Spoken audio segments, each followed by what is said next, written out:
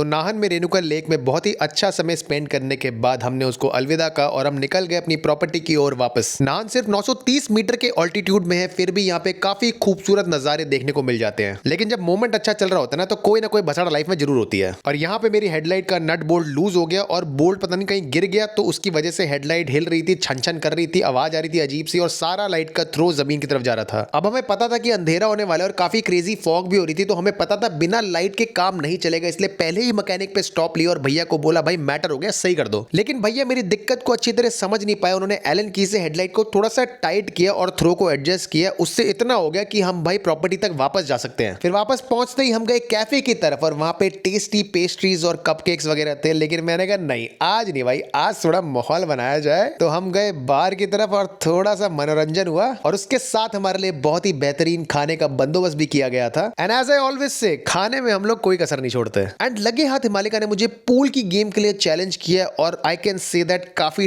टक्कर का मुकाबला हुआ, और ये कहने के लिए मुझे बिल्कुल भी फोर्स नहीं किया गया, ये मैं अपनी मर्जी से कह रहा हूं। अगले दिन सुबह मौसम क्लियर था and it was time for some speed boat. हमने भैया को बोला सीधा छठा गियर मार दो और हमें सवारी करा दो बढ़िया वाली। उसके बाद तैयार होकर हमने ब्रेकफास्ट किया and got into our riding gears, क्योंकि अब जगह को अलविदा कहने का टाइम आ गया था। और इन बतख को भी काफी सैड हो गई थी हमें देख के, बट कोई नहीं यार, जाना तो था ही ना, मैं भी घर अपने। और सुबह से ही मेरे दिमाग में चल रहा था कि भाई जर्नी शुरू करते ही मैं सबसे पहले अपनी बाइक की हेडलाइट का कुछ सीन सेट करवाऊंगा, क्योंकि वो छन छन जो आवाज आ रही थी ना, वो काफी इरिटेटिंग थी और अभी पूरा दिल्ली तक जाना था और वो आवाज 6 घंटे के लिए मैं नहीं सह सकता। इसलिए इस बार मैकेनिक भैया को साइड करके मैं खुद ही काम पे लग गया एंड देखा कि बोल्ट लूज हो गया था और अंदर वाला नट तो खो ही गया था। फिर उसको रिप्लेस करके अच्छी तरह टाइट किया एंड फिर निकल दिए हम all the way to Delhi. रास्ते में कुछ प्यारे प्यारे बच्चे मिल गए, उनके साथ वार्तालाप किया एंड फाइनली शाम के 7 बजे हम पहुंचे Delhi. That's it for this video. और इतना देख लिया तो फॉलो वगैरह कर लो, क्या जा रहा है भाई, है ना।